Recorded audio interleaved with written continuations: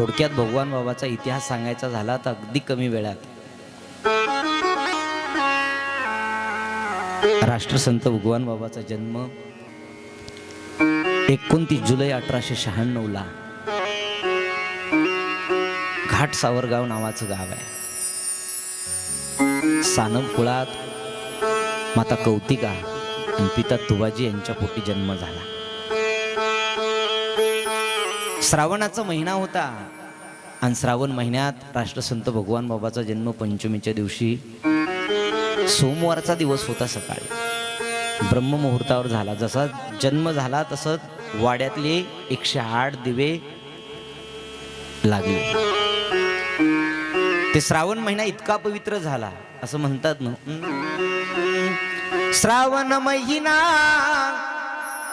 पवित्र झाले सावरगाव. श्रावण महिना पवित्र झाले सावरगाव. किती शोभून दिसते पहा भगवान बाबाचे नाव. किती शोभून दिसते पहा भगवान बाबाचे नाव. माता कौतिका पिता तुबाजी पोटी जन्मले बाळ आबाजी. पोटी जन्मले बाळ आबाजी.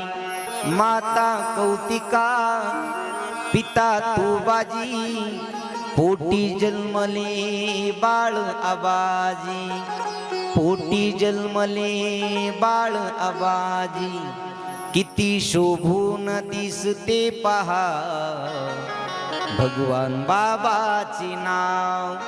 श्रावण महिना पवित्र झाले सावरगाव. किती शोभून दिसते पहा भगवान बाबाचे नाव. हा श्रावणाचा महिना पवित्र झाला. घाट सावरगाव पवित्र झालं. ब्रह्ममुहूर्तावर दिवे लागले. दिवाणी साक्ष दिली एखादा महात्मा जन्माला आलाय. जन्मजात संकेत देत असतो बघा देव. राष्ट्रसंत भगवान बाबाचा जन्म झाला. लहानपणापासूनच परमार्थाची आवड. भगवान बाबाचे तुळशीची माळीचे गुरु पंढरपूर निवासी गित्ते बाबा सांगितले जातात. आध्यात्मिक गुरु कालानंतर तिथंच बंकट स्वामी महाराज आले आणि बंकट स्वामी महाराजांना भगवान बाबांना आळंदी क्षेत्रात सद्गुरू जोग महाराज वारकरी शिक्षण संस्थेमध्ये शिकण्याकरता घेऊन गेले. अगोदर नारायणगडावर कीर्तनाची परंपरा नव्हती. कुणी कीर्तनकार नव्हता. पण सद्गुरू जोग महाराज वारकरी शिक्षण संस्थेमध्ये शिक्षण घेतलं आणि भगवान बाबा नारायणगडाचे पहिले कीर्तनकार ठरले. कीर्तनाच्या माध्यमातून असंख्य समाज बाबांनी गोळा केला. राजधानी पिंड ऐश्वर्य तसंच सौंदर्य तसंच अंधश्रद्धेविषयी भगवान बाबांनी सगळ्यात मोठं काम केलं. प्रत्येक गावागावात जाऊन जनजागृती केली. भक्ती रुजवली. पांडुरंगाची भक्ती वाढविले. ज्ञानोबराय तुकोबरायचे भक्त वाढविले. वारकरी संप्रदायाचा प्रचार प्रसार केला. पण असं असताना चांगल्या माणसांनाच त्रास होतो. माणिक बाबाच्या मनात भगवान बाबाविषयी कधीच कपट आलं नाही. पण काही समाजकंठक लोकांनी भगवान बाबावर खोटा आळ घातला आणि बाबा त्या आळाला कंटाळून नारायणगड सोडण्याचा विचार केला. ज्या इंद्रियामुळे आपल्यावर आळ आलाय ते इंद्रिय सुद्धा बाबांनी कापून टाकलं. कल्पना करा. पकाळ डोह नावाचा एक डोह आहे. त्या डोहाच्या शेजारी भगवान बाबांनी आपलं इंद्रिय दगडानं ठेचून टाकलं. पूर्ण शरीरावाटे रक्त वाहत आहे. पूर्ण शरीर रक्तानं लालबुंद झालंय. एका निरगुडीच्या झुडपाणामध्ये भगवान बाबा पडलेले आहेत. बेशुद्ध अवस्थेत आहेत. लाला महाराज त्यांच्या सोबत होते. भरपूर वेळ झालं बाबा आंघोळीला गेलेत, परत आलेच नाही. म्हणून लाला धावत पळत त्या पकालडोहाच्या शेजारी गेले तर पाहिलं तर पकालडोह पाण्यानं नाही तर रक्तानं भरलेला होता. रक्तानं अंगावर शहारे उमटतात. आजही तो बाबाचा प्रसंग पाहिला की उगच कीर्ती अजरामर होत नाही हो कुणाची. शेवटच्या रक्ताच्या थेंबापर्यंत भगवान बाबांनी भक्ती केली, समाजाला संदेश दिला. आणि ज्या खोटा आळामुळे राष्ट्रसंत भगवान बाबाची अपकीर्ती होणार होती ना, ती इतकी कीर्ती महान केली, इतकी कीर्ती महान केली की चंद्र सूर्य आहे तोपर्यंत बाबांची कीर्ती अजरामर राहणार. भगवान विष्णूला प्रिय असणारी माता तुळस जगात पवित्र मानल्या जाते. त्या तुळस मातेला जगात ती तुळस राष्ट्रसंत भगवान. ज्यावेळेस लाला महाराजांनी हे पाहिलं ना की पकालडोह आज पूर्ण रक्तानं भरलेला आहे, बाबांना कसं तरी घेतलं, उचललं तिथून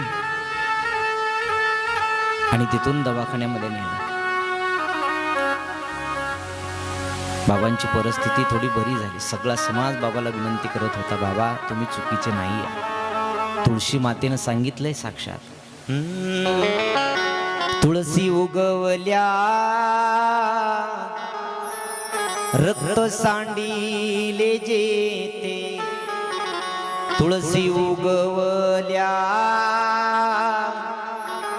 रक्त सांडिले जेते, धावून आले देव दिले अभय ते. आरती भगवान बाबा चिदानंदाचा गाबा, वैराग्य मूर्तिमंत दिशे शांतीची शोभा. बघता बघता सगळीकडे कीर्ती पसरली बाबांची. बाबा व्यवस्थित झाले. बाबाने विचार केला की आता नारायणगडावर जायचं नाही, हिमालयात निघून जायचं, कुठंतरी भगवंताची भक्ती करायची. त्या उद्देशानं नगरच्या बस स्टँडला आले बाबा. पण एका माणसाचे उपकार झाले. बाजीराव पाटील खरवंडीकर म्हणून एक होते.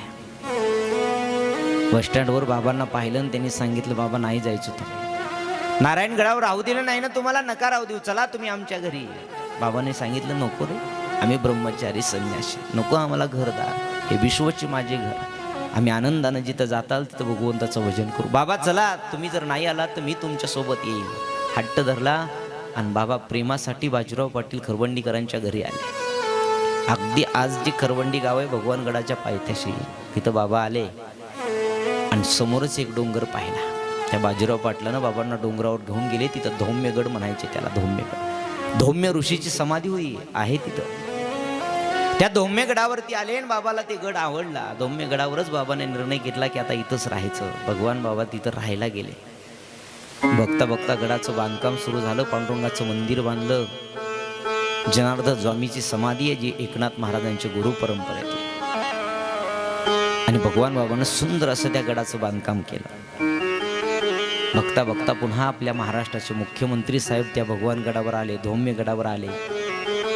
मूर्ती स्थापनेचा मोठा सोहळा झाला आणि त्या धौम्य गडाला त्या मुख्यमंत्र्यांनी नाव दिलं, आजपासून या धौम्य गडाला धौम्यगड नाही तर याला भगवानगड म्हणायचं. जे सगळ्या लोकांचं श्रद्धेचं स्थान असेल, भक्तीची ऊर्जा असेल, आत्मतेचं समाधान असेल,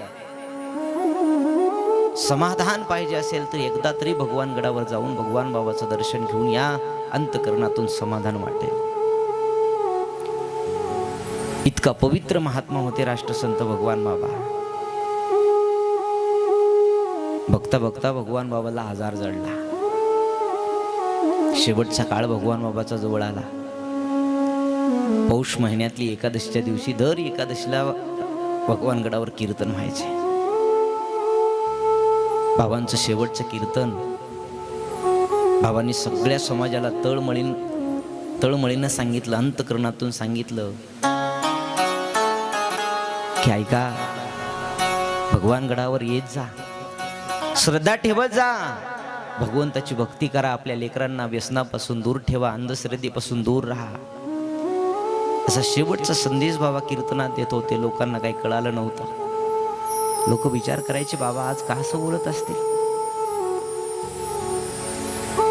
रोजचं कीर्तन भक्तीचं, ज्ञानाचं, वैराग्याचं बाबा पाजायचे. पण आज किविलवाली वाणीनं विनंतीचं सांगतायत की येत जा भगवान गडावर, पांडुरंगाचं दर्शन करा, परमार्थ करा, समाधान मिळेल. आता तरी पुढे हाची उपदेश, नका करू नाश आयुष्याच्या, सकळांच्या पाया माझे दंडवत, आपुलाले चित्त शुद्ध करा. शेवटचा उपदेश भगवान बाबांनी दिला. त्या दिवशी रात्रभर एकादशीचं भजन झालं, द्वादशीचं पारणं पेटलं आणि बाबाला पोटाचा आजार जडला. काही लोकांनी विनंती केली, बाबा तुम्ही दवाखान्यात जा. नाथा मिसाळ नावाचे एक सैनिक सोबत बाबांच्या होते. टांगा झुपला आणि बाबाला पुण्याच्या दवाखान्यामध्ये नेलं. रुबी हॉस्पिटलला पुण्याला बाबांना ॲडमिट केलं. बघा, एखादा महात्मा जात असताना आपल्याला संदेश कसा देऊन जातो. उगाच संत कुणाला म्हणत नाहीत, उगाच कुणी कुणाच्या नावाची कीर्ती आजारामर्क होत नाही. शेवट कसा गोड व्हावा, राष्ट्रसंत भगवान बाबाचा शेवट कसा गोड झाला. भगवान बाबाला पुण्याच्या दवाखान्यामध्ये ॲडमिट केलं. अनेक डॉक्टर बाबांचा विलाज करण्याकरता आले. बघता बघता बाबांचं वय 59 वर्षाचं झालं होतं. काही ठिकाणी 67 वर्षाचं वय. बाबाला मात्र कळालं होतं की आपल्याला या इहलोकाची यात्रा संपायची आहे. बघता बघता पौर्णिमेचा दिवस उजाडला.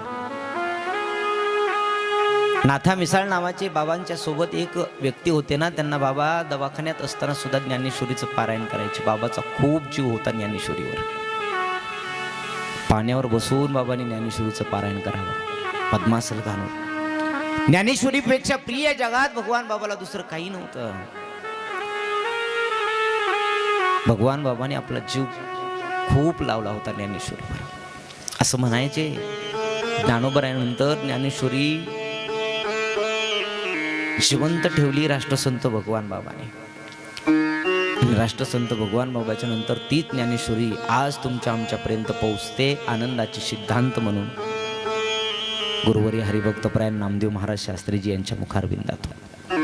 ज्ञानेश्वरीचं तत्वज्ञान काय असतं या जगाला, भगवान बाबांनी जी शिकवण दिली तेच शास्त्रीजी देतात. ज्ञानेश्वरी वाचायचे नाथा मिसाळ. दवाखान्यात पडल्या पडल्या, बेडवरती पडल्या पडल्या ते दृश्य समोर आणत. ज्ञानेश्वरीचं पारायण माणसाने करावं बरं. ज्ञानेश्वरी खूप श्रेष्ठ आहे. नाथा ज्ञानेश्वरीची ओवी म्हणत असताना भगवान बाबा विचारायचे, नाथा किती वाजले रे? नाथानं सांगायचं, बाबा 10 वाजले रात्रीचे. आता पुन्हा थोड्या वेळ झालं की बाबांनी विचारायचं, नाथा किती वाजले रे? बाबा 11 वाजले. पुन्हा शेवटी एकदा भगवान बाबांनी नाथाला विचारलं, नाथा आता किती वाजले रे? नाथानं सांगितलं, बाबा आज का विचारता असं? पारायण आवडत नाही का आज तुम्हाला? बाबाने सांगितलं, नाही रे नाथा, ज्ञानेश्वरीचं पारायण हे तर माझा आत्मा आहे, ते का नाही आवडत? बाबा असं का विचारता? काही नाही रे, ज्ञानेश्वरी माझ्या छातीला लाव, थोडस मला बरं वाटेल. बाबा थोडस पारायण राहिले, तेवढं संपलं की मी तुमच्याकडे देतो. जाता जाता एक पारायणामध्ये ओवी आली. नाथा मिसाळाच्या मुखातून ओवी निघाली, झाकलिया घटीचा दिवा, काही झाला से के धवा, या रीती जो पांडवा देह ठेवी. बाबांनी ओवी ऐकली. नाथाला विचारलं, नाथा ओवी खूप सुंदर आली, पुन्हा एकदा वाचशील? हो बाबा वाचेल ना पुन्हा एकदा. पुन्हा नाथाने ओवी वाचली, झाकलिया घटीचा दिवा, काही झाला से के धवा, या रीती जो पांडवा देह ठेवी. ओवी इतकी आवडली नाथा मिसाळाला. बाबा म्हणतात, नाथा या ओवीचा अर्थ सांगता येईल का रे तुला? आता सांगितलं, बाबा तुमच्या पुढं आम्ही काय अर्थ सांगावं?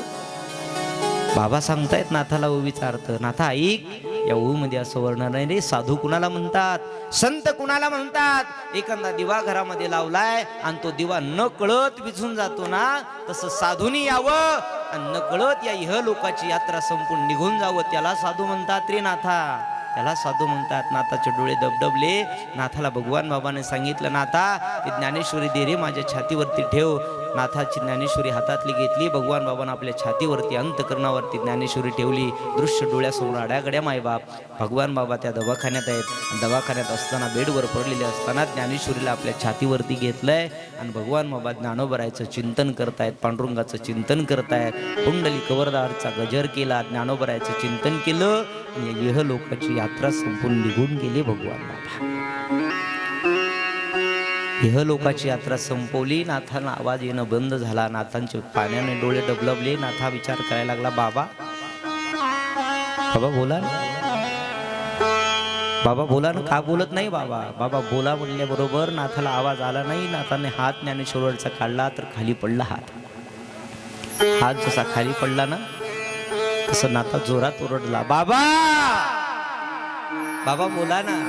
बाबा का बोलत नाही? बाबा बोला ना, बाबा बोला ना. म्हणून नाथा ढाय मुकून रडायला लागला. सगळी दवाखान्यातली मंडळी एकत्रित झाली. पाहिलं तर नाथा रडतोय. आज एक क्रांती सूर्य, भगवताचा भक्त, प्रेमाचा सागर, कीर्तनाची परंपरेची गंगा ज्याच्या मुखारविंदातून सतत या महाराष्ट्राला पाजत होते ना, आज भगवान बाबा अनंतात विलीन झाले. भगवान बाबा गेले, हा टाहो फोडला. पण भगवान बाबांना शेवटच्या वेळी नाथाला सांगितलं होतं, नाथा मी गेलो, ही बातमी आळंदीत कळू देऊ नको. ही बातमी जर आळंदीत कळाली ना, तर आळंदीतले लोक, आळंदीतले सगळे भगवत भक्त, जोग महाराज वारकरी शिक्षण संस्थेतील सगळी संत मंडळी, महाराज मंडळी बाबाला भगवान गडावर जाऊ देत नव्हते. ज्ञानोबरायच्या कुशीत, इंद्रायणीच्या पवित्र कुशीमध्येच बाबांची समाधी दिली असते. पण बाबांची इच्छा होती की माझी समाधी जनमानसांना, गोरगरिबांचे कैवारी, अनाथ लेकरांची सावली बाबा भगवान गडावरच माझी समाधी व्हावी. नाथांनी कसं तरी करत आपल्या स्वतःला आवरून घेतलं. सगळा समाज बाबांसाठी रडत होता. बघता बघता पूर्ण महाराष्ट्रामध्ये बातमी पसरली. राष्ट्रसंत भगवान बाबाचा देह समर्पित केला. राष्ट्रसंत भगवान बाबा अनंतात विलीन झाले. ज्याला कळेल त्याच्या डोळ्यामध्ये पाणी होतं. प्रत्येक जण बाबासाठी रडत होता. देव कुणी पाहिलाय का नाही माहीत नाही. देवाचं भजन केल्यावर देव मिळतो का नाही माहित नाही. पण लोकांना वाटत होतं आज आमचा देव आमच्यापासून निघून गेलाय, आमचे बाबा आमच्यापासून निघून गेले. कळल त्याले दिंडीच्या सोहळ्यात, ज्ञानोबराय तुकोबरायच्या गजरात शेवटचं दर्शन करण्याकरता भगवान गडावर पोहोचले लोक. पुण्याहून ॲम्ब्युलन्समध्ये बाबांचं पार्थिव देह टाकलं. पण रस्त्याने प्रत्येक ठिकाणी बाबाला दर्शन घेण्यासाठी आलोक गर्दी झाली. बघता बघता सायंकाळची वेळ झाली येण्याकरता. भगवान गडावर येऊन पोहोचले. पण भगवान बाबाला दर्शनाकरता लाखोचा समाज जमला होता. प्रत्येकाला वाटायचं आमचे बाबा गेले, आमचे बाबा गेले. आज आम्हाला बाबाने पोरकं करून टाकलं ना. आज 61 वर्ष झालं बाबा आपल्यातून निघून गेले. चांगली माणसं देवाला आवडतात. संत महात्म्य आपल्या अवतार कार्य संपून निघून जातात. पण तुम्हा आम्हाला पोरकं करतात ना. तसं राष्ट्रसंत भगवान बाबा आपल्यातून गेले आणि तुम्हा आम्हाला पोरकं केलं. भगवान बाबाचं शेवटचं दर्शन घेण्याकरता प्रत्येक लोक आपल्या डबडबल्या डोळ्यानं त्या भगवान गडाच्या पायथ्याशी उभा होते. बाबा आम्हाला बोलतील, बाबा आमचं दर्शन देतील. सगळा समाज एकच आवाज देत होता, बाबा उठा ना, बाबा आताच वेळ नाही तुमची जायची, बाबा उठा ना, बाबा उठा, बाबा उठा, आम्हाला बोला बाबा, आम्ही तुम्हाला भेटण्याकरता आलोय. आमचं काही चुकलं असेल तर क्षमा करा बाबा. आम्ही भगवान गडाला कधी विसरणार नाही बाबा. बाबा बोला ना आम्हाला. म्हणून प्रत्येक जण ढाईमुखून रडत होतं बाबासाठी. भगवान बाबासाठी रडणारा समाज या जगाला पाठीवर पाहिला बघा. अंतकरणातून सगळे लोक बाबासाठी रडत होते ना. भगवान बाबाला समाधी तर द्यायची आहे, पण उत्तराधिकारी असल्याशिवाय समाधी द्यायची नाही. कोण उत्तराधिकारी होणार, कोण? सगळेजण म्हणत होते भीमसिंग महाराजाला. भीमसिंग महाराजांनी सांगितलं नाही, आपली योग्यता नाही तितकी, बाबांच्या गादीवर बसण्याची आपली योग्यता नाही आहे, नकार देत होते. पण गुरुवर्य मामासाहेब दांडेकरातून आज्ञापत्र आणलं. आज्ञापत्र आणून बाबूलाल महाराज काढळीकर म्हणून एक होते. त्यांनी ते आज्ञापत्र घेऊन आले, भीमसिंह महाराजच्या हातात दिलं. मग भीमसिंह महाराज तयार झाले आणि भीमसिंह महाराजांच्या गळ्यामध्ये भगवान बाबाची माळ घातली आणि भगवान बाबाला पांडुरंगाच्या मंदिराच्या शेजारी समाधी दिली. असं म्हणतात ना गड्या, चंद्र सूर्य आहे तोपर्यंत बाबाची कीर्ती अजरामर राहणार. एक अंतकरणातून वाक्य सांगतो ऐका गड्या. एखाद्या वेळेस पांडुरंगाचं नाव तुम्हाला नाही घेता आलं, घेऊ नका. कुठल्या संतांचं नाव नाही एखाद्या वेळेस तुम्हाला घेणं झालं, घेऊ नका गड्या. पण राष्ट्रसंत भगवान बाबाचं नाव कमीत कमी महिन्याला 15 दिवसाला रोज घेतल्याशिवाय राहू नका. कारण बाबा खूप पवित्र होते बरं. तुमच्या आमच्या करता सोनं करून गेले, तुमचं आमचं सोनं. भगवान बाबाने जितके उपकार तुमच्या आमच्यावर केले गड्या. आपण वनात राहणारे, वनातच खाणारे, वनावरच जगणारी मंडळी आज मंदिरात आणून बसवली, ती म्हणजे राष्ट्रसंत भगवान बाबा. उपकार आहे बाबाचे. असं म्हणतात ना, झाले बहु होतील बहु, तरी बाबाची सर कुणाला येणार नाही. अनेक संत या जगाच्या पाठीवर होतील, अनेक महात्मे या जगाच्या पाठीवर होतील, पण राष्ट्रसंत भगवान बाबासारखा महात्मा या जगाच्या पाठीवर होणार नाही असं म्हणतात बघा. वैराग्याच्या गोष्टी ऐकल्या कानी, वैराग्याच्या गोष्टी ऐकल्या त्या कानी, आता ऐसे कोणी कोणी ना, आता ऐसे कोणी कोणी नाही. वैराग्याच्या गोष्टी ऐकल्या कानी, आता ऐसे कोणी कोणी नाही. राष्ट्रसंत भगवान बाबासारखा महात्मा या जगामध्ये कोण होणार नाही गड्या. झाले बहु होतील बहु, पण भगवान बाबाचे सर कोणाला येणार नाही. ज्या बाबाने आयुष्यभर पाण्यावर बैसोनी वाचिली ज्ञानेश्वरी, पाण्यावर बैसोनी वाचिली ज्ञानेश्वरी, पाण्यावर बैसोनी वाचिली ज्ञानेश्वरी, पाण्यावर बैसोनी वाचिली ज्ञानेश्वरी. राष्ट्रसंत भगवान बाबा आपल्यातून गेले गड्या, पण कीर्ती रूपानं मात्र तुमच्या आमच्या प्रत्येकाच्या मनात आजही आहेत ते.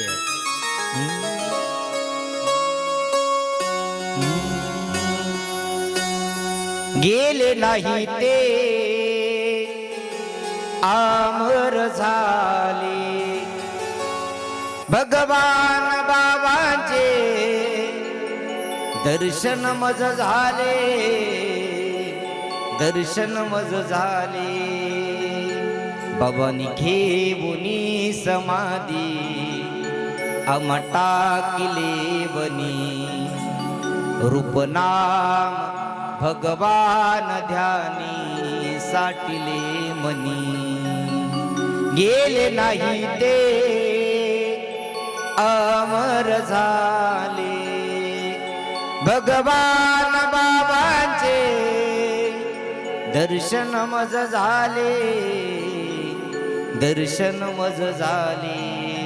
राष्ट्रसंत भगवान बाबा तुमच्या चतुर महाराज बनले ना. गेले दिगंबर विश्वर विभू,